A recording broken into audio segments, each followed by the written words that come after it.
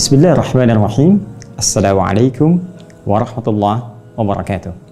Alhamdulillah wassalatu wassalamu ala Rasulillah wa ala alihi wa sahbihi wa man wala wa ba'du. Saudara-saudariku, saya Adi Hidayat ingin menyapa Anda semua dan mendoakan semoga kita termasuk hamba yang dimuliakan oleh Allah Subhanahu wa taala. Untuk menjadi hamba yang mulia, tentunya kita diminta oleh Allah untuk berikhtiar. Dan di antara ikhtiar itu, di antara yang terbaik yang bisa kita lakukan adalah menjadi ahli Al-Quran. Alhamdulillah, saya telah melakukan riset untuk kemudahan menghafal Al-Quran dengan izin Allah Subhanahu wa taala, yang khusus kami risetkan agar bisa digunakan oleh seluruh kalangan tanpa batas usia ataupun lainnya. Dengan rasa bahagia, kami akan coba perkenalkan Mushaf At-Taisir dengan tampilan terbaru yang memadukan semua unsur hafalan, pemahaman, termasuk penguasaan letak atau peta Al-Quran. Insyaallah, alhamdulillah telah kami desain ini 30 juz sesuai dengan masukan dari teman-teman yang menginginkan secara sempurna 30 juz kita bisa hadirkan. Telah selesai kemudian kita dapatkan ini. Lalu kami jadikan ini untuk lebih mudah dihafalkan dalam konsep setiap satu juz. Dari 30 juz mushaf yang ada, kami hadirkan setiap satu juz. Dan satu juz ini kita hadirkan kembali dengan pola yang sangat santai dengan mengemas menjadi lembaran. Satu lembar ini kita bisa hadirkan dalam setiap hari kita beraktivitas. Anda tinggal hanya mengambil satu lembar setiap hari, dan dalam masa yang sangat singkat, satu yang terbatas, dengan izin Allah kita bisa mendapatkan 30 juz Al-Quran dengan cara yang sangat santai. Di sini tersedia untuk hafalan dengan terjemahan untuk menghadirkan makna umum. Kemudian jika dibalik apa yang telah dihafalkan, kita akan coba dapatkan kolom murojaah untuk memperkuat, mengulang kembali. Dan di bawahnya kami sediakan tampilan nomor-nomor untuk menghadirkan peta Al-Quran, sehingga ketika Anda bacakan, Anda mengetahui di mana letak posisinya, seperti kami tuliskan di atas, di baris keberapa ia ada di mushaf, dan di nomor mana ia ada dalam penomoran ayat. Bahkan bisa Anda hadirkan dengan suasana yang acak. Apa yang ingin saya sampaikan adalah, ini ingin sekali saya bisa berbagi dengan teman-teman sekalian, karena saya hanya mendapat tugas dari Allah Subhanahu wa taala untuk berdakwah, bukan untuk berbisnis, bukan untuk berjualan.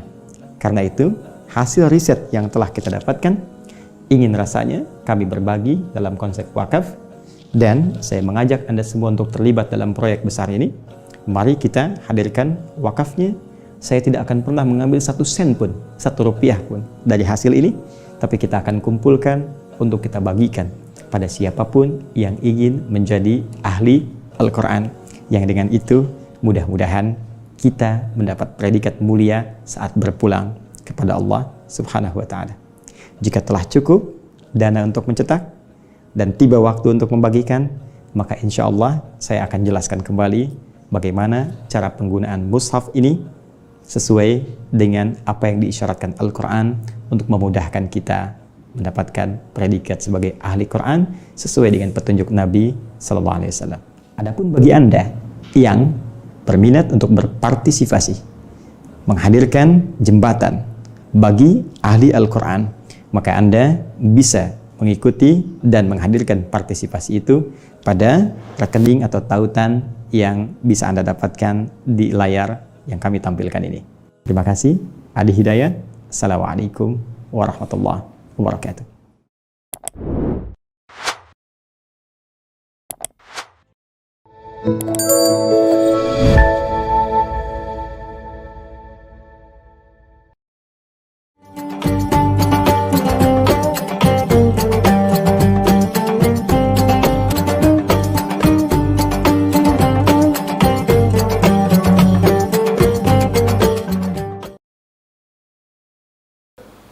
Bismillahirrahmanirrahim.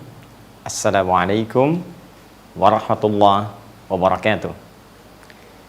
Alhamdulillahi rabbil alamin, Wassalatu wassalamu ala sayyidil mursalin Sayyidina Muhammadin wa ala alihi wa sahbihi wa dhurriyyatihi wa ummatihi ila yaumiddin wa ba'du. Saudara-saudariku, berbahagia kita bisa dipertemukan kembali oleh Allah Subhanahu wa taala dalam program Aku Suka di hari Jumat terakhir di bulan Ramadan tahun 1441 Hijrah. Tanpa terasa kita telah masuki hari ke-29 di bulan ini, dan ini tentunya akan menjadi puncak perjuangan kita di Ramadan yang belum tentu tahun depan kita bisa dapati kembali. Karena itu, mari kita awali kultum kita, pertemuan kita di sore hari ini dengan bermohon kepada Allah Subhanahu wa taala, semoga seluruh perjuangan kita dari awal Ramadan sampai hari ke-29 ini diterima oleh Allah Subhanahu wa taala dengan penerimaan terbaik insyaallah.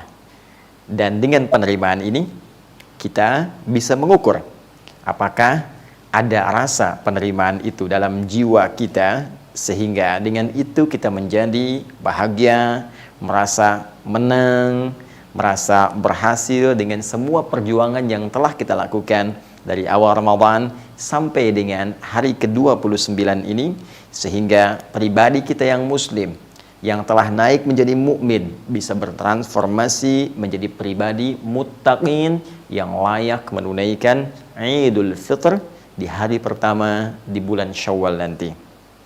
Nah, teman-teman sekalian, untuk itu kita telah mencoba menyiapkan banyak materi dan telah kita paparkan dari ukuran-ukuran ini sampai terakhir di episode ke-28 kemarin telah kita uraikan persiapan menuju Idul Fitr.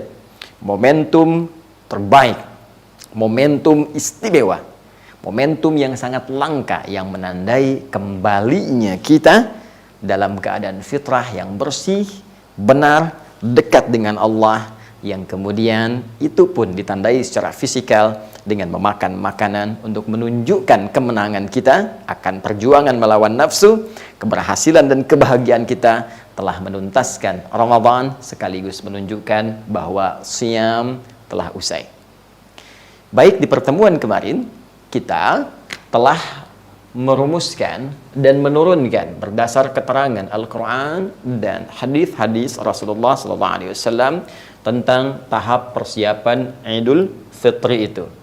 Mulai dari berwudu standar dasarnya, atau kita mengambil sunnah tertingginya yaitu mandi besar dalam pengertian fiqih yang telah saya uraikan.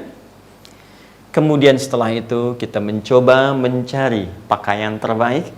Masih ingat hadis riwayatnya disampaikan bahkan oleh cucu Nabi Hasan bin Ali bin Abi Thalib radhiyallahu taala anhuma, ya, diriwayatkan oleh Imam Al-Hakim An-Naisaburi dalam kitabnya Al-Mustadrak, mencari pakaian terbaik dengan ukuran standar fiqih yang telah kami uraikan pula pada edisi kemarin. Pun demikian, setelah itu kita ambil sunnah yang ketiga dalam tahap persiapan ini, yaitu mencicipi makanan yang menandakan bahwa Ramadan telah usai. Ya, sebagian ulama menganjurkan kita untuk bisa mencicipi makanan yang serupa yang pernah dilakukan oleh Rasulullah SAW, sehingga para ulama menyebutkan sunnah mengonsumsi makanan ini yaitu kurma dalam jumlah bilangan ganjil, witir. Ya, Anda bisa cicipi 1kah, 3kah, atau 5kah. Jika pun tak menemukan kurma, Anda bisa mengambil sekiranya makanan yang punya nilai rasa yang serupa atau mendekati sama, yaitu punya rasa manis misalnya dan memiliki nilai glukosa, sehingga bisa memberikan kekuatan kepada tubuh, bukan sekedar menunjukkan puasa telah selesai. Baik, teman-teman sekalian, sekarang tiba saatnya kita masuk pada tutorial yang sangat penting yang menandai rasa syukur kita kepada Allah Subhanahu wa taala karena telah diberikan kesempatan untuk menunaikan ibadah siam. Masih ingat, bukankah di Al-Quran surah kedua, di ujung ayat 185 itu, Allah menyampaikan bahwa ukuran keberhasilan orang takbir saat Idul Fitri itu adalah ketika ia mampu bersyukur kepada Allah Subhanahu wa taala. Walitukabbirullaha ala ma hadakum wa la'allakum tashkurun. Dan supaya engkau mampu menjadi hamba yang bersyukur kepada Allah Subhanahu wa taala. Dan kaidah syukur dalam Al-Quran, juga dalam hadis-hadis Nabi SAW, akan selalu terklasifikasikan pada dua bagian. Akan ditemukan aspek ritual dalam bentuk sholat, dan ini kita telah dapati isyaratnya dalam Al-Quran surah Al-Kawthar itu.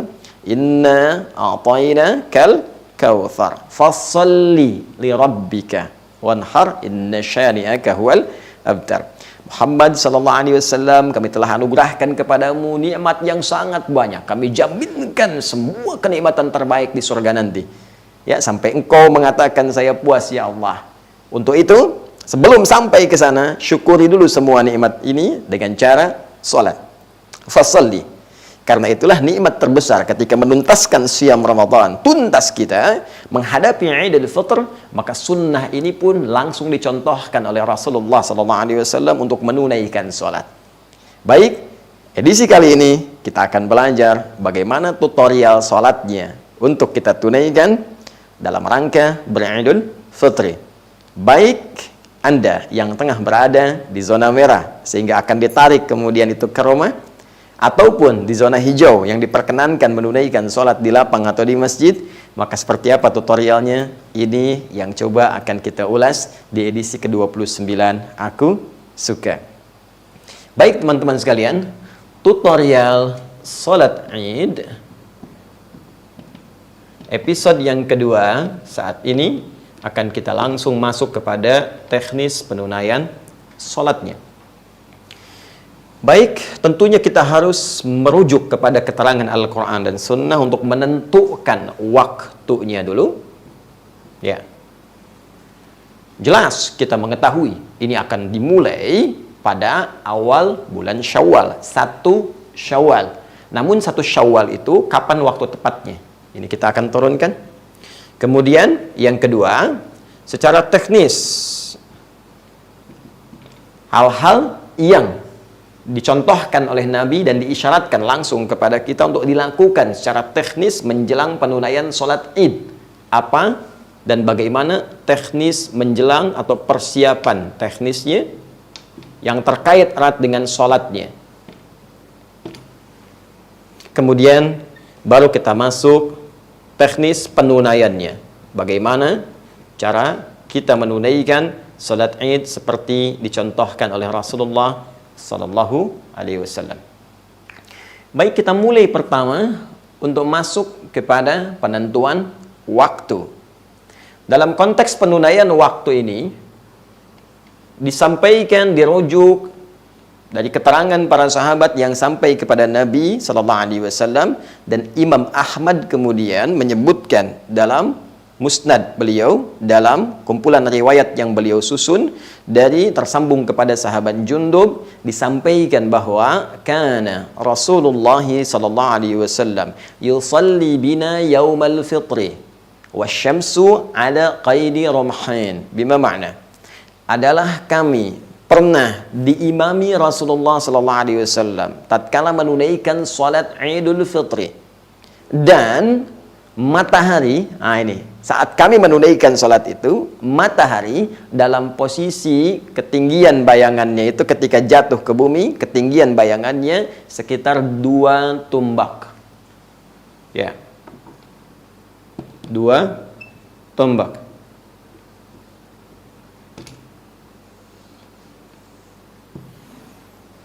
Seperti diketahui bahwa untuk menentukan waktu-waktu sholat, dulu Nabi mengisyaratkan kepada para sahabat untuk menancapkan tombak, ya, terus misal tongkat, ya, di tanah, kemudian melihat posisi bayangan yang terpantulkan dari sinar matahari.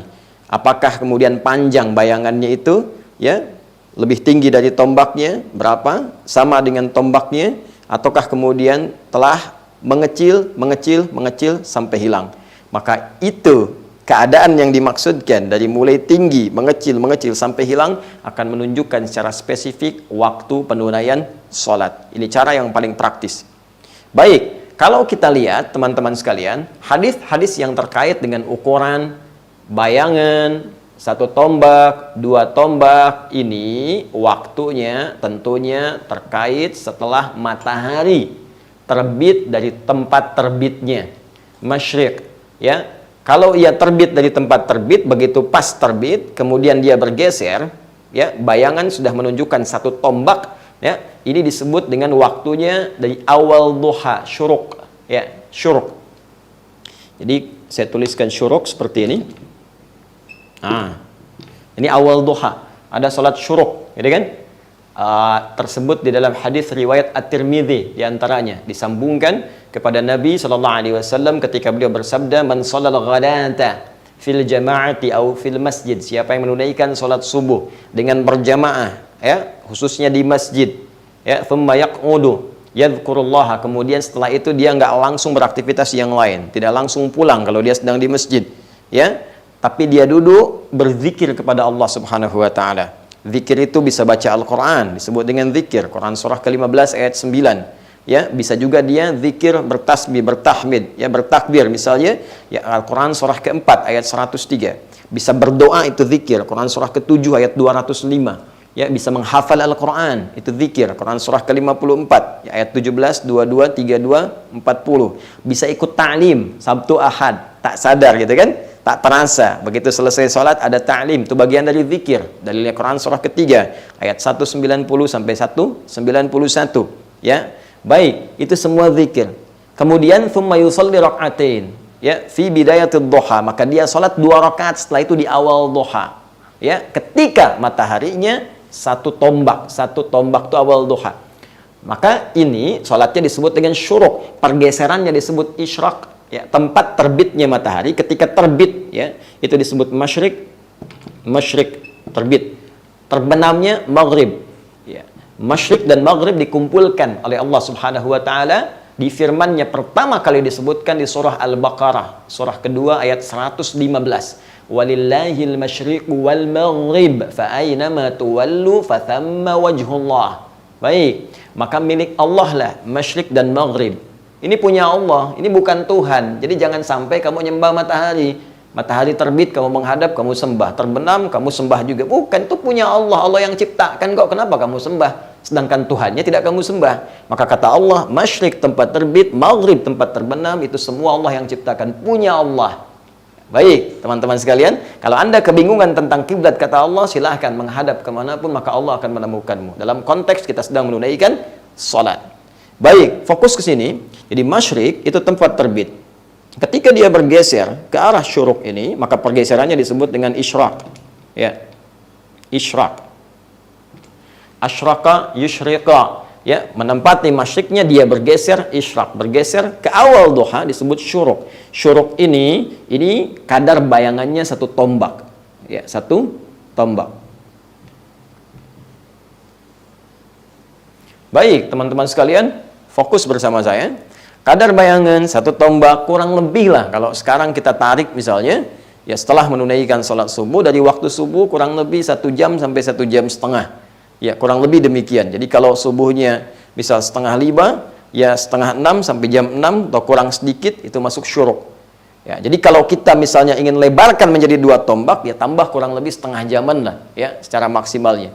Jadi bisa kita tarik, kalau ini syuruk ditunaikan 1 tombak, kisaran durasi waktunya 1 jam, 1 jam setengah, ya, pasca sholat subuh. Kalau sekarang kita ambil jam 6 misalnya, misal saja ngambil waktu amannya, ya, fokus baik-baik. Maka untuk 2 tombak kita tambahkanlah 15 sampai 30 menitan, ya, kurang lebih jam 6.30. 6.30 kalau kita mau mulai lebih awal di sini.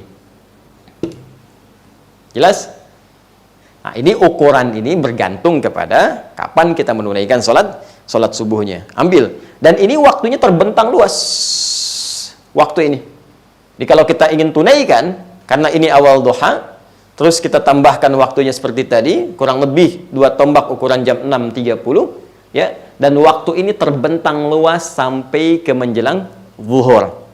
Ya, sehingga karena waktunya terbentang luas, teman-teman sekalian, ini untuk awal waktu penunaiannya. Jadi kalau kita tarik ke dalam waktu Indonesia, misalnya bagian barat, sesuaikan dengan waktu sholat subuhnya, Anda ukur, kita ambil misalnya jam 6.30, ini awal waktunya. Baik, kalau sekiranya Anda ingin mengambil kelapangan dalam penunaiannya, silahkan. Waktunya terbentang, kata para ulama, sampai dengan menjelang zawal, sesaat sebelum zuhur. Sesaat sebelum zuhur. Ya. Fokus. Kenapa ini penting saya sampaikan turunan ini? Umumnya, kalau kita menunaikan sholat id di lapang atau tempat terbuka, maka kita pada umumnya mengambil waktu-waktu yang awal. Karena ketika naik lebih tinggi waktunya, jam 7 kah, setengah 8 kah, kondisi mataharinya semakin naik, sinarnya semakin terasa. Ya, apalagi kalau ditunaikan di lapang jam 9, jam 10, siapa yang bisa tahan? Sholat aja udah begini-begini gitu kan? Maka bagaimana ketika mendengar khutbah, bubar mungkin, atau interupsi karena sudah terlampau panas. Ya. Tapi dalam situasi seperti sekarang, kan tidak semua orang bisa menunaikan di lapang. Ya, dalam kondisi pandemi COVID-19 yang tengah kita hadapi, ya, mungkin ini akan ditarik secara ilatnya ketika akan ditunaikan, yang tidak bisa di lapang, tidak bisa di masjid, tarik lagi ke rumah. Ya, dalam konteks di rumah inilah teman-teman sekalian, saya ingin katakan, kalau Anda tidak dapat di jam 6.30, tidak ada masalah. Anda tunaikan jam 7 misalnya. Ya, jam 7 belum siap, agendakan jam 8.08.00. Ya, ini bergantung tentunya kepada sunnah-sunnah sebelumnya yang ini. Walaupun akan lebih baik tentunya di awal waktu itu ditunaikannya untuk menunjukkan kesungguhan kita. Kecuali kalau ketiduran, ya, efek terlalu malam Anda beraktivitas, tidur bangun-bangun jam 10 gitu kan. Baik, kembalikan. Jadi setelah berwudu, mandi, berpakaian terbaik, icip-icip makanan, kan? Setelah cicip, siap-siap, tentukan waktunya, jam berapa mau sholat. Jelas sampai sini? Baik, ini yang saya sampaikan. Baik, syuruk sudah saya sampaikan, dengan pahala senilai haji dan umrah itu, ya sempurna kata Nabi, hadisnya sahih. Kemudian untuk waktu penunaian Idul Fitrinya, ditambah lagi sekitar 15-30 menit untuk menunjuk awal waktu penunaiannya, yaitu qaidi ramhain berdasarkan hadis yang tadi saya bacakan. Kemudian teman-teman, setelah itu fokus baik-baik. Sebelum sampai ke sini, saya ingin memberikan penekanan perbedaan antara penunaian sholat Idul Fitri dengan Idul Adha. Kalau Idul Fitri waktunya agak lebih melebar ke siang, Idul Adha lebih dimajukan. Ya. Kenapa? Karena ada ibadah. Karena ada ibadah yang sangat penting, sehingga dengan pentingnya ini dimasukkan pada kata adhanya, yaitu udhiyah, menyembelihnya, yang lebih baik dilangsungkan di waktu duha. Jadi begitu masuk ke duhanya, penyembelihan dilakukan. Sehingga Idul Adha dilakukan lebih awal sholatnya. Ya, kalau tadi syuruk misalnya jam 6, ini kurang lebih syuruk ditunaikannya. Jam 6 sudah sholat Idul Adha. Dan sunnahnya tidak makan dulu. Beda dengan Idul Fitri. Sunnahnya Idul Fitri makan dulu, Idul Adha tidak makan dulu. Sholat, baru sepulang sholat ditunaikanlah kemudian sunnah untuk makan itu. Lebih baiknya dari hewan yang telah disembelih dan dimasak terlebih dahulu. Baik. Inilah yang menyebabkan Idul Adha lebih cepat ditunaikan sholatnya, tapi Idul Fitri sifatnya agak santai dari segi waktu, karena ada sunnah-sunnah ini yang kita tunaikan terlebih dahulu. Jelas? Baik. Jadi dari waktu, sifatnya sudah saya sampaikan, jelas. Kita bisa mulai, ya kalau saya sebutkan 2 tombak, tar semua orang keluar pasang tombak gitu kan. Tapi kan sekarang eranya sudah digital, ditarik. Sholat fardu dulu begitu. Tanam di lapang dulu kelihatan. Tapi sekarang kan lihat jam sekian, sekian. Bahkan jam tertentu sudah ada, syuruk jam sekian. Anda tinggal tambahkan saja. Sekarang kita ambil patokan misalnya yang sederhana, 6:30, siap-siap. Ya, semua siap. Jam 7 dimulai, misal. Baik, bergantung kondisinya. Ini sudah. Jadi kalau nanti tiba, diumumkan oleh pemerintah kita, ya, berdasarkan pantauan hilal, berdasarkan hitungan dari falak, astronomi, insya Allah akan ditetapkan Idul Fitri berlangsung hari sekian, ya, 1 Syawal bertepatan dengan tanggal B dan seterusnya. Dan mungkin diduga kuat diduga kuat 1 Syawal ini akan bertepatan dengan tanggal 24 Mei di hari Ahad. Ya, karena ini hari Jumat posisi masih di bawah ufuk maghribnya. Ya, secara perhitungan falak, konjungsi terjadi nanti di dini hari Sabtu ya jam 00.45. Sehingga posisi hilal pada saat itu teman-teman ini baru nampak terlihat nanti di hari Sabtunya. Ya, Sabtu malam Ahadnya itu sudah di atas 6 derajat. Dan dipastikan dari segi perhitungan falak insya Allah hari Ahadnya. Ya, untuk 1 Syawal 1441 Hijrah. Karena itu kalau malam sidang itsbat akan diduga kuat Ramadan akan berjumlah genap 30 hari dan esok Sabtu hari ke-30 Ahadnya baru kemudian Idul Fitri. Jadi kalau demikian ya konsepsinya, Anda dari Jumat sekarang udah bisa siap-siap. Jelas ya? Jumat udah siap, ketupat udah siap, nasi siap, macam-macam siap, lontong siap, ya kan? Nah, jadi persiapannya sudah mantap, lebih kepada persiapan ukhrawinya, spiritualnya untuk menjelang Idul Fitrinya. Jadi semua bisa disiapkan dari 2 hari menjelang prosesi Idnya. Teruskan. Sekarang teknis, sudah tahu waktu. Teknis terkait erat dengan persiapan sholatnya. Sehingga nanti kelengkapannya bisa kita siapkan lebih awal. Teman-teman, yang pertama, penting disiapkan sutrah. Batas. Yang dengan batas itu tidak boleh seorang yang tidak sholat atau akan bergabung sholat melewati orang yang sedang sholat di antara batas sutrah itu. Baik, Anda bisa simpan sutrah ini, ya diletakkan di depan imam posisinya. Ingat, kalau ada imam di belakang makmum, maka sutrah sholat berjamaah depan imamnya. Saya ambil contoh misal, ini saya akan taruh di bawah, teman-teman sekalian. Fokus, ini akan saya taruh di bawah. Sutrah itu secara gampangnya begini. Anda menyimpan satu benda, yang benda ini memiliki, hati-hati, ya penampakan yang cukup baik dan tinggi sehingga diketahui oleh orang yang mungkin akan lewat, ini batasnya. Ya. Jadi kalau saya simpan di sini misalnya, dan jangan iseng ya, jangan terlalu disimpan jauh ke sana gitu kan. Cukup posisi Anda sujud di mana? Ketika Anda sujud, misal saya akan menunaikan sujud seperti ini. Sujud demikian teman-teman. Ya, begini. Nah ini sutrahnya di sini. Jadi nggak usah dipasang terlalu jauh. Ya. Nah, ini penting saya sampaikan secara umum penanaman sutrah ini, karena nanti boleh jadi kaidah ini akan berlaku umum seperti Anda sholat misalnya di luar Idul Fitri, entah itu di perjalanan, ya kan? Atau di musola yang ketika Anda masbuk, ya, dan seterusnya.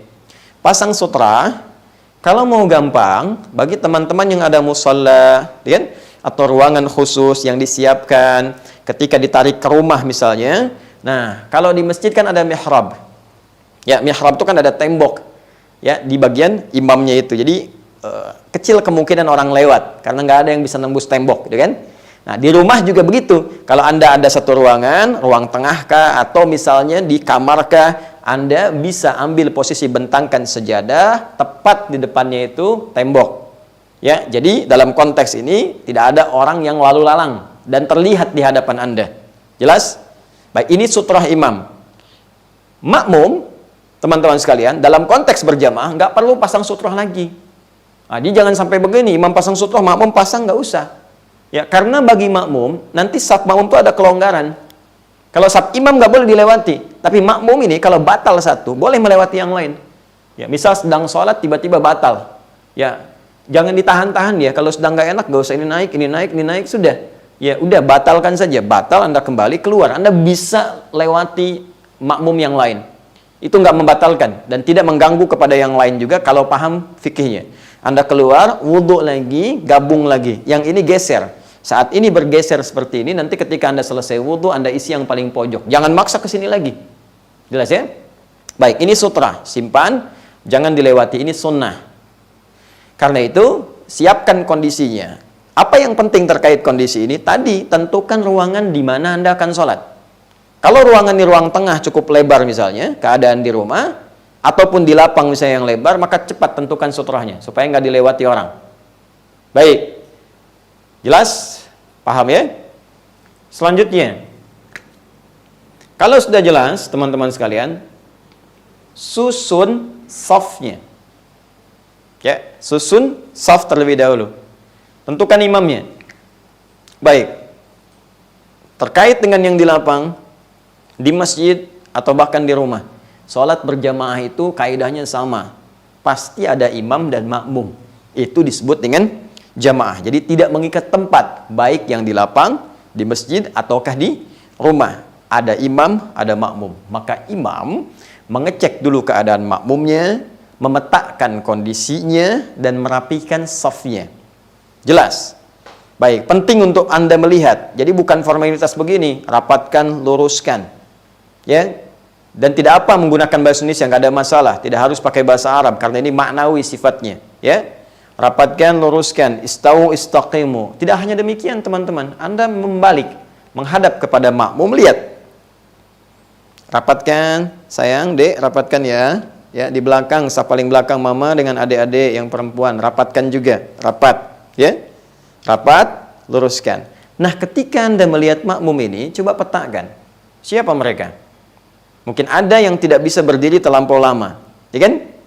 Ada yang bisa bertahan untuk dibacakan surat-surat panjang. Disinilah nanti kita akan bisa memilih di antara sekian uraian sunnah dari Nabi, surat apa yang dibaca, kita akan lihat mana yang paling sesuai dengan makmum, sehingga makmum merasakan kenikmatan dalam penunaian sholat itu.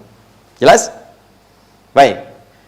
Kemudian selanjutnya, teman-teman sekalian, teruskan. Sholat akan dimulai tanpa diawali azan dan iqamah.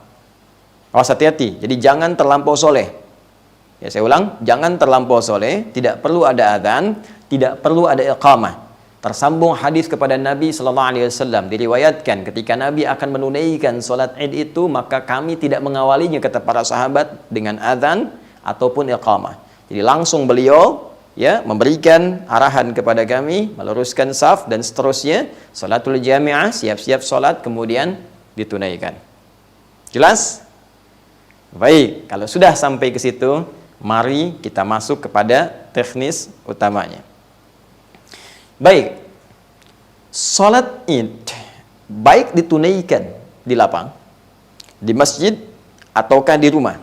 Dan sekali lagi, saya ingin tegaskan kepada kita semua tanpa kecuali, dalam suasana yang sangat baik ini teman-teman sekalian, untuk saling menghormati penunaian sunnah, baik sunnah yang dipilih untuk ditunaikan di lapang, di zona-zona hijau yang diperkenankan dengan konsolidasi otoritas setempat, ataukah ditunaikan di rumah yang kemarin saya terangkan dalilnya untuk mengambil hadis penunaian di rumah, ya. Hadisnya sudah saya jelaskan dari sahabat Abu Hurairah, dari sunannya Abu Daud, nomor hadisnya saya sebutkan 1162, bagaimana ketika kondisi Nabi akan menunaikan sholat, tiba-tiba fa'asabana matar, kata sahabat, turun hujan, maka Nabi tarik sholat itu ke masjid.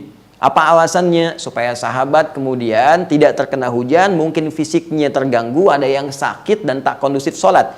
Jadi kalau untuk menghindari hujan saja ditarik kepada kondisi yang lebih rapat lagi, lebih terlindungi lagi, maka bagaimana dengan virus yang lebih mungkin kuat dibandingkan dengan dampak hujan yang mengenai tubuh seseorang? Maka bisa ditarik lagi ke tempat yang lebih dalam, yaitu kemana? Ke rumah. Di sini muncul kalimat kita, sholat Id di rumah saja, bagi yang tak memungkinkan untuk ke masjid atau ke lapang. Dan ini contohnya sudah ada dipraktekkan oleh sahabat Anas bin Malik radhiyallahu taala anhu. Ya, Al-Imam Al-Bukhari meriwayatkan dalam hadis beliau di Abwabul Id, ya, Idain, bahkan Abwabul Idain, ya, bab pembahasan tentang sholat dua hari raya, baik Idul Fitri atau Idul Adha. Bab idza fatahul Id, bab spesifik pembahasan jika kehilangan kesempatan menunaikan sholat Id bersama orang banyak di lapang ataukah di masjid, ya. Thumma yusalli rak'atain, maka dia tetap bisa menunaikan sholat 2 rakaat. Wa kadzalika nisa, demikian pula perempuan-perempuan yang enggak sempat ikut bergabung, boleh dia tunaikan. Ini yang paling menarik. Wa fil buyuti wal qura, dan cara penunaiannya di rumah atau di kampung-kampung, tempat-tempat yang spesifik. Itu ada di halaman atau di juz yang kedua, di halaman ke-23. Memang hadis ini mu'allaq sifatnya. Ya, mu'allaq itu terputus beberapa rawinya sehingga kualitasnya tuh tidak terlampau valid, tapi dia punya penguat. Ya, di mana? Di Musannaf Ibnu Abi Syaibah. Ya, dalam musannafnya dikuatkan, jalurnya disebutkan, plus didukung di Sunan Al-Baihaqi, disebutkan jalur yang mu'allaq tadi, sehingga hadis ini naik menjadi kuat. Itulah kejeniusan Imam Al-Bukhari, walaupun tidak dimasukkan dalam kitab sahihnya, beliau tetap menyampaikan karena ada penguat dalam riwayat-riwayat yang lainnya. Ya, apa yang disebutkan di situ? Disebutkan bahwa sahabat Anas bin Malik jama'a ahlahu wa banihi. Ketika beliau tak mampu menunaikannya di lapang seperti yang lainnya, maka beliau coba kumpulkan keluarganya dan anak-anaknya. Thumma qama, kemudian naiklah ya asisten rumah tangganya, maulahu disebutkannya. Ya, pembantu beliau. Naik kemudian pada saat itu Ibnu Utbah, ya. Naik Abdullah bin Utbah, kemudian naik beliau mengimami ya salat 2 rakaat, bertakbir seperti orang-orang pun bertakbir. Mereka menunaikan sholat di lapang atau di masjid. Jadi seperti yang lain menunaikannya di lapang, seperti menunaikannya di masjid, maka beliau pun kemudian bersolat 2 rakaat sama persis dengan yang di lapang, sama persis takbirnya dengan yang di masjid, dan tidak ada bedanya sama sekali, kecuali nanti dalam persoalan khutbah saja. Jadi sahabat-sahabat sekalian, dengan uraian tadi dapat kita ketahui dengan rahmat Allah Subhanahu wa taala, ya, dan petunjuk yang jelas dari Rasulullah sallallahu alaihi wasallam yang memberikan kesempatan bahagia bagi setiap insan beriman, ya, yang telah berjuang menunaikan ibadah siam selama 30 hari itu. Allah memberikan apresiasi. Apa di antara hadiah yang Allah berikan kepada kita? Kesempatan yang luas untuk semua orang untuk menunaikan sholat Id. Jadi saking pentingnya Id ini, sudah nggak ada syarat mutlak misalnya, mesti di lapang aja. Kalau nggak di lapang, nggak ada Id. Tidak, teman-teman. Jangan khawatir. Yang tak bisa di lapang, silahkan di masjid. Tak bisa di masjid, silahkan di rumah. Dan semuanya disamakan petunjuknya oleh Nabi SAW. Tak ada beda penunaiannya, baik di lapang ataupun di rumah. Plus keutamaannya dengan kondisi masing-masing yang mengikat penunaian sholat yang dimaksudkan. Jadi dari sini, sekali lagi, jangan ada kesan pesimis ketika memang dalam kondisi tertentu kita mesti menunaikan di rumah. Tunaikan saja. Ya, sunnah jelas, petunjuk jelas, pedoman ada, alhamdulillah, sah, pahala insya Allah dengan izin Allah diturunkan. Pun demikian, dalam kondisi yang normal, di sebagian tempat, tunaikan di lapang, ya, tunaikan atau di masjid, sama persis dengan yang di rumah tadi, tanpa ada perbedaan sedikit pun. Jelas? Jelas? Jelas, jelas. Mari kita coba tunaikan tutorial dari sholatnya.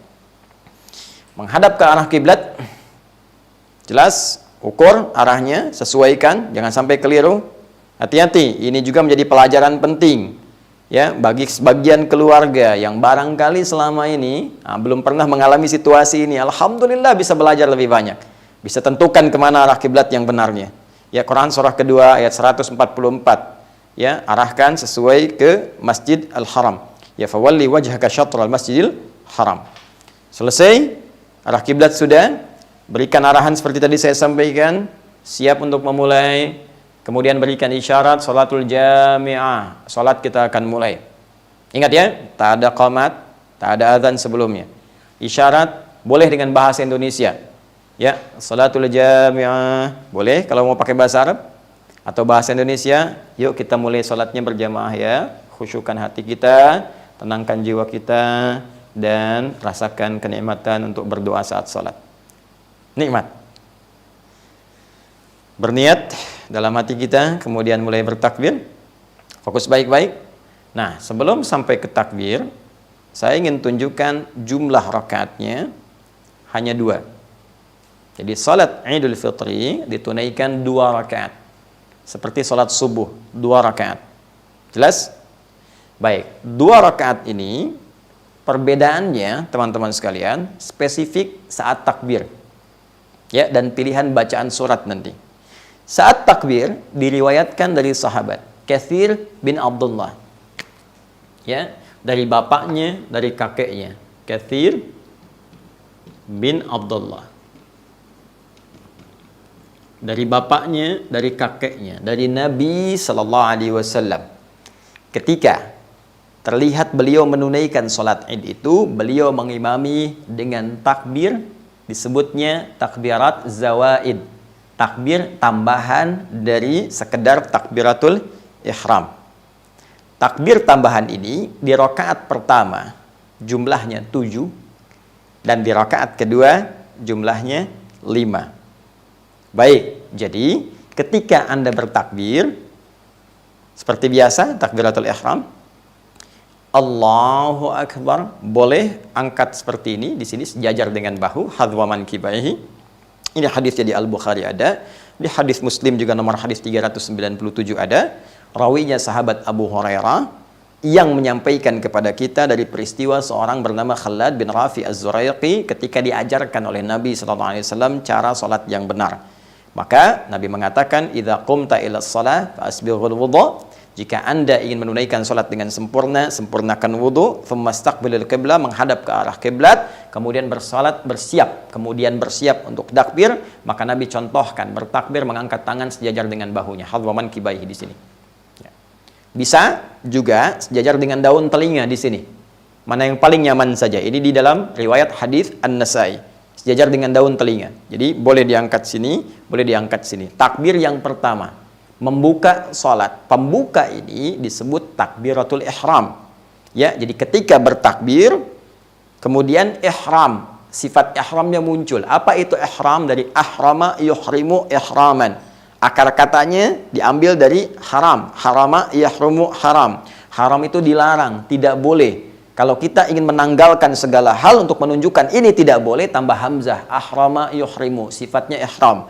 Maksudnya apa? Ketika sudah bertakbir maka dilarang, tidak boleh, tinggalkan segala hal yang tidak terkait dengan sholat. Buang urusan dunia ke belakang, buang, jangan dibawa-bawa. Permasalahannya orang sholat seringkali membawa dunianya sehingga itu mengganggu kekhusyuan dalam sholatnya. Padahal rumusnya jelas, begitu diangkat takbir. Ya, di Abu Daud disebutkan, fayaqulu Allahu Akbar, katakan dengan lisanmu, Allah yang maha besar. Dunia nggak besar, pekerjaan nggak besar, gaji nggak besar sekarang. Corona kecil, semua Allah yang hanya besar. Ya, buang semua ke belakang. Sehingga urusan kita hanya terfokus kepada Allah saja dan mengagungkan Allahu Jalla Jalalah. Diangkat seperti ini, kemudian angkat sejajar dengan ya telinganya, atau sejajar dengan bahu atau daun telinganya. Maka setelah itu teman-teman sekalian, ihram, ingat ihram, buang semua yang tidak ada kaitan dengan salat. Fa wada'u kaffahul yumna aw yadahul yumna 'alal yusra, maka kemudian meletakkan telapak yang kanan di punggung yang kiri seperti ini. Ya. Di dadanya, sadrun, di sini boleh begini, ya. Yang telapak ke punggung, boleh ini rusgun ala rusgin. Ya, ini pergelangan di pergelangan di sini ketemunya. Ya, tapi tolong harus pas ya. Jangan direka-reka. Allah Akbar, tidak ya, cukup langsung saja takbir Allahu Akbar. Boleh ke sini sedikit tapi jangan sampai ke sini. Ya, jadi jangan megang siku ke sini. Dan ini dicela oleh Nabi, jangan sampai kamu takbir bersedekap seperti orang sombong. Jadi diibaratkan sombong begini. Ya, kayak lagi ngawasin proyek gitu. Seperti ini. Ya, tidak. Jadi sampai di sini saja. Nah, ini takbir pertama. Disebut takbir pembuka, bukan pertama dalam konteks yang 7 tadi. Jadi takbir pembukanya ihram. Baru setelah itu tambahkan 7. Ya, bacaan tidak ada beda. Allahu Akbar seperti tadi, ya. 1, Allahu Akbar, 2, Allahu Akbar, 3 sampai dengan 7. Baik, Ustadz, apakah di sela-sela takbir itu ada bacaan spesifik? Baik, di sini ada perbedaan kecil pendapat di antara ulama karena memang tidak ada yang spesifik langsung disebutkan dari Nabi, hanya isyarat saja. Dalam hadis Katsir bin Abdullah tadi, nggak dirinci bacaan antar takbir zawaid tadi, takbir tambahan. Hanya disebutkan Nabi takbir 7 kali. Pertama, rakaat kedua 5 kali. Karena hanya sebutannya seperti itu saja, maka ada yang menyimpulkan, terutama mazhab Maliki, di Imam Malik, takbirnya tidak diselingi dengan bacaan apapun, cukup takbir saja. Ya, jadi singkat, cepat, padat. Allahu Akbar. Allahu Akbar. 2. Allahu Akbar 3, Allahu Akbar 4, demikian terus sampai dengan 7. Baik, di mazhab Asy-Syafi'i kemudian mengambil keumuman makna dari sela-sela walitukabbirullaha ala ma hadakum. Isyarat Al-Qur'an supaya engkau memperbanyak takbir, sedangkan takbir teknis petunjuk ketika dari bacaan Nabi ada riwayat menyebutkan takbir, tahmid, tasbih. Allahu Akbar, la ilaha illallah, wallahu akbar, walillahil hamd. Ya, Ada takbir, ada tasbih, ada tahmid. Maka sebagian, khususnya dari mazhab Asy-Syafi'i, mengisi sela-sela itu dengan kalimat-kalimat isyarat hadis tadi. Jadi begitu diucapkan takbirnya, diangkat tangannya, Allahu Akbar kabira, alhamdulillah katsira, subhanallahi bukratan wa asila. Ya, atau perbanyak takbir saja, tahmid saja, atau tasbih saja. Ini umum sifatnya. Sampai dengan 7. Jadi Allahu Akbar, jeda ucapkan, Allahu Akbar, jeda ucapkan, mau tasbih, tahmid, takbir, atau dihimpunkan. Allahu Akbar kabira, walhamdulillahi katsira, wa subhanallahi bukratan wa asila. Allahu Akbar kabira takbir, walhamdulillahi katsira tahmid, ya wa subhanallahi bukratan wa asila tasbih. Ketiganya dikumpulkan dalam satu kalimat. Baik mengucapkan atau tidak berpengaruh kepada sahnya sholat. Jelas? Ya, jadi keduanya benar. Tanpa bacaan benar, tanpa mengatakan tadi benar, dikatakan pun baca tadi benar diantaranya. Ya, yang salah siapa? Belum tentu. Yang tidak sholat pun nggak salah karena hukumnya sunnah, Ferguso. Jelas ya. Nah, jadi jangan menyimpulkan sesuatu yang belum kita ketahui dasarnya. Paham ya? Baik, teruskan. Jadi fokus ya, fokus lagi. Sudah takbir, kemudian selesai 7 kali. Nah, diam sejenak. Baca iftitah. Ya, silahkan disesuaikan. Iftitah itu banyak, ada lebih daripada 9 doa. Mau baca yang panjang boleh, ya. Allahu Akbar kabira, alhamdulillahi katsira, subhanallahi bukratan wa asila, ya. Kemudian disambungkan wajjahtu wajhiya lillazi fataras samawati wal arda hanifan muslima wa ma ana minal musyrikin. Inna salati wa nusuki wa mahyaya wa mamati lillahi rabbil alamin la syarika lahu wa bidzalika umirtu wa ana minal muslimin atau wa ana awwalul muslimin. Boleh. Yang mau pakai Allahumma ba'id baini wa baina khataayaya, silahkan, boleh. Atau yang paling pendek pun boleh, silahkan. Ya, jadi silahkan dipilih mana yang paling memudahkan. Setelah takbir, iftitah. Jadi kalau iftitah yang pendek, istiftah yang panjang. Ya. Setelah itu masuk Al-Fatihah, 7 ayat. Ya, Bismillahirrahmanirrahim sampai waladhdallin, selesai. Bismillahnya mau dijaharkan, boleh yang jadi imam. Ya, jadi nanti ada setidaknya menghitung para ulama hadis ada 70 riwayat tentang bacaan Bismillah. Dibagi 4 klasifikasi. Pertama boleh jahar. Ini diambil nanti oleh Al-Imam Asy-Syafi'i, ditunjukkan pada muridnya sampai diikuti mazhabnya. Jahar. Jahar itu keraskan. Setelah selesai iftitah, masuk Al-Fatihah, Bismillahirrahmanirrahim. Jelas, jahar. Sir. Sir itu silent, yang dengar cuma kita. Bismillahirrahmanirrahim. Alhamdulillahirabbil Jelas. 3, tidak dibaca sama sekali, langsung alhamdulillah. Alhamdulillahirabbil alamin. Jelas? Kemudian yang terakhir dibaca rakaat pertama dengan keras, Bismillahirrahmanirrahim. Selanjutnya tidak dibaca lagi. Anda boleh pilih mana yang paling mudah untuk dipilih. Jelas? Tapi sebelum membaca itu ta'awudz dulu. Ta'awudz dan sifatnya sir. A'udzubillahi minasyaitonirrajim. Sir, silent, baru Al-Fatihah. Ulang, fokus. Takbir, iftitah, ta'awudz, Al-Fatihah. Setelah waladhdallin, amin, tuntas, baca surah. Surahnya bisa Anda pilih. Ya, berdasar hadis riwayat Al-Imam Muslim menyampaikan riwayat dari Nabi sallallahu alaihi wasallam bahwa kebiasaan Rasulullah sallallahu alaihi wasallam, sekali lagi, kebiasaan Rasulullah sallallahu alaihi wasallam ketika beliau menunaikan salat Idnya, maka di rakaat yang pertama beliau kalau tidak membaca surat Qaf, ya, surah yang ke-50, atau membaca Al-A'la, surah yang ke-87, ya, Sabbihisma rabbikal a'la. Ini yang sering dibaca Nabi. Kalau sekiranya ada kemampuan untuk bisa membaca satu di antara surah ini, silahkan dipilih. Apakah Qaf atau Sabbihisma rabbikal a'la. 1. Adapun kemudian di rakaat yang kedua, setelah selesai waladhdallin, amin, tuntas, maka kebiasaan Nabi sallallahu alaihi wasallam beliau memilih satu di antara 2 surah lagi. Ya, imma surah 54 Al-Qamar, ya, atau surah yang ke-88 Al-Ghasyiyah.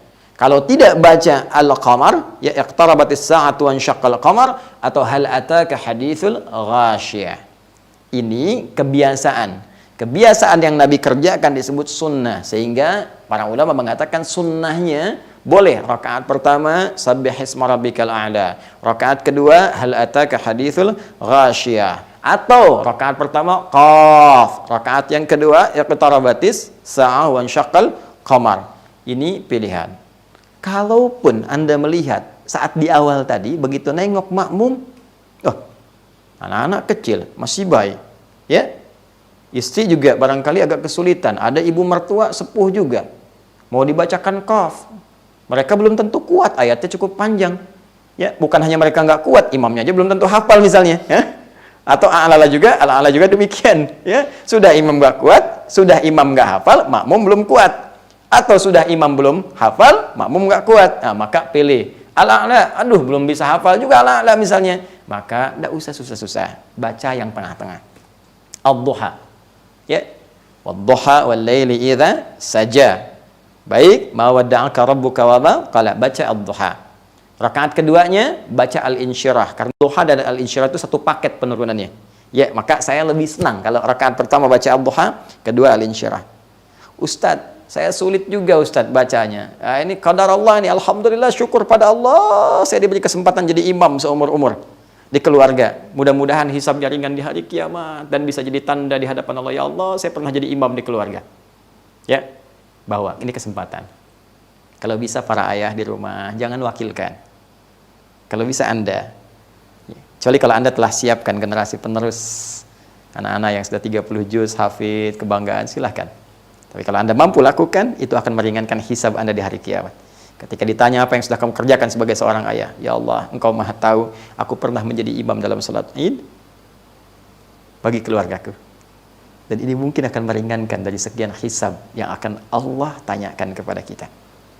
Kalau sulit ad-duha, sulit al-insyirah, bukan aib Anda memimpin dengan al-ikhlas, qul huwallahu ahad, atau al-falaq, atau an-nas, tidak ada masalah. Yang penting ada satu lembaran tertuliskan di episode kehidupan kita bahwa kita pernah jadi kebanggaan di keluarga dengan memfungsikan fungsi keimaman kita, bukan sekedar di rumah tangga mengurus rumah dan persoalan tangga, tapi juga dalam persoalan konteks spiritual dan untuk akhirat kita.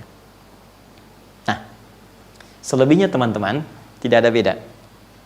Setelah selesai surah yang pertama, ruku seperti biasa, Allahu Akbar, ruku. Baik, kemudian yang tidak, ya, sami Allahu liman hamidah, seperti biasa saja, seperti Anda salat subuh. Ya, 2 rakaat. Ya, hanya nanti tidak ada kunut. Ya, sepakat kalau Idul Fitri nggak ada kunutnya. Kemudian setelah itu rakaat kedua juga demikian sampai dengan salam. Dan selesai salat Idnya. Baik. Bagi yang di lapang atau di masjid, setelah selesai dilanjutkan dengan khutbah. Sunnahnya. Baik ya? Untuk menyampaikan kegembiraan. Dan khutbahnya singkat padat. Ya, Nabi hanya tersebut dalam riwayat-riwayat, ya, hamadallah wa athna alaih, beliau memuji Allah. Ya, kemudian wa wa'adhan nas, menyampaikan nasihat kepada orang-orang, wa dzakarahum, mengingatkan mereka untuk meningkatkan takwa kepada Allah Subhanahu wa taala. Lalu memerintahkan kemudian kepada Bilal untuk memotivasi orang-orang yang mau sedekah. Nah, ini dasar penyebaran kotak infak gitu ya. Nah, itu dasarnya ada. Hadisnya juga ada, sahih hadisnya. Ya, bahkan nanti disebutkan ada perempuan-perempuan yang nyimpan perhiasannya, nyampaikan hartanya dan sebagainya. Itu dalam konteks yang normal. Dalam kondisi Anda ada di rumah, nah di sini sebagian besar berpendapat bahwa tuntutan untuk berkhutbah itu lebih ringan, artinya ditiadakan, tidak ada masalah. Karena yang penting dalam sholat Id itu adalah sholatnya. Ya, adapun khutbah itu untuk menyampaikan pesan kepada orang banyak, orang-orang. Nah, ini di rumah Anda cuma Anda dan keluarga. Jelas, gitu kan?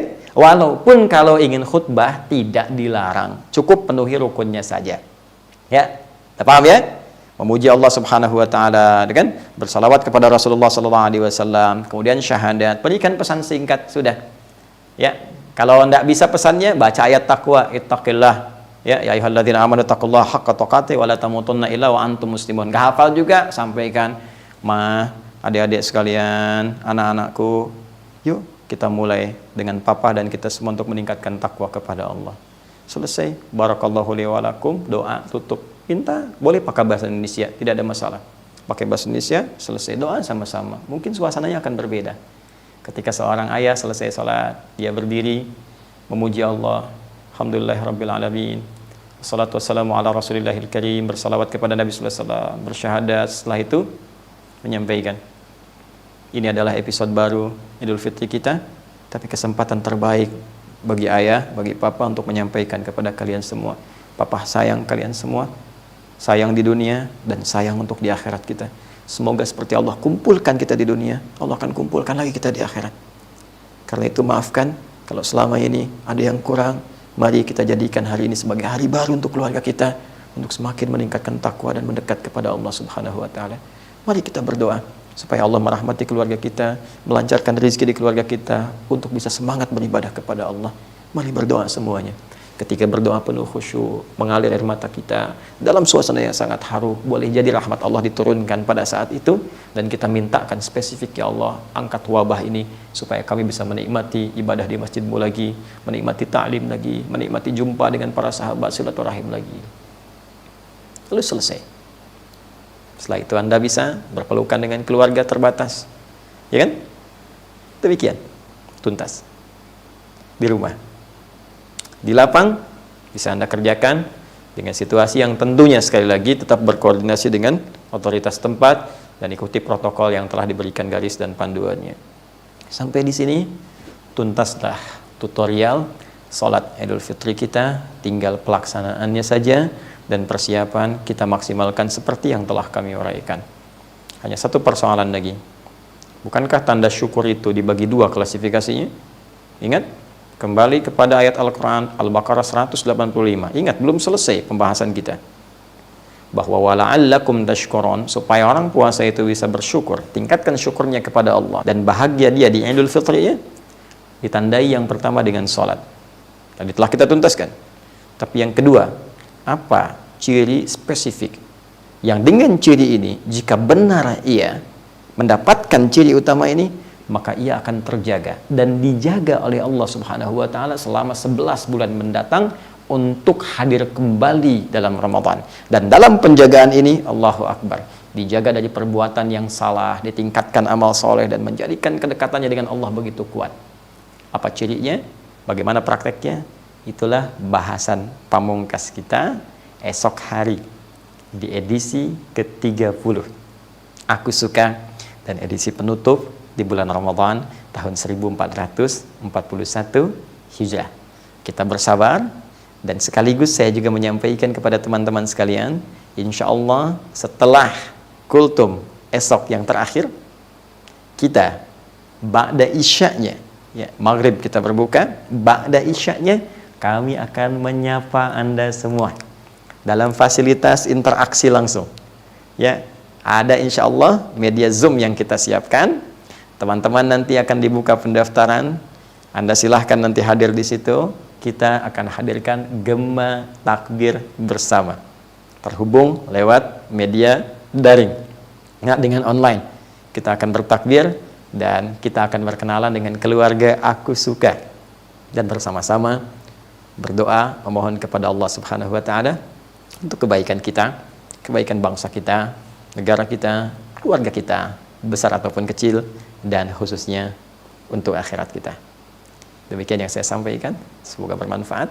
Saya menyayangi Anda seperti saya menyayangi diri saya, dan saya bermohon kepada Allah semoga kita semua dirahmati.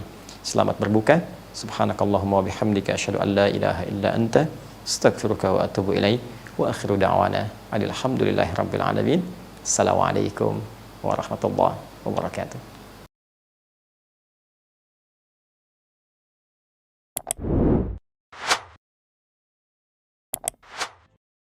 Thank you.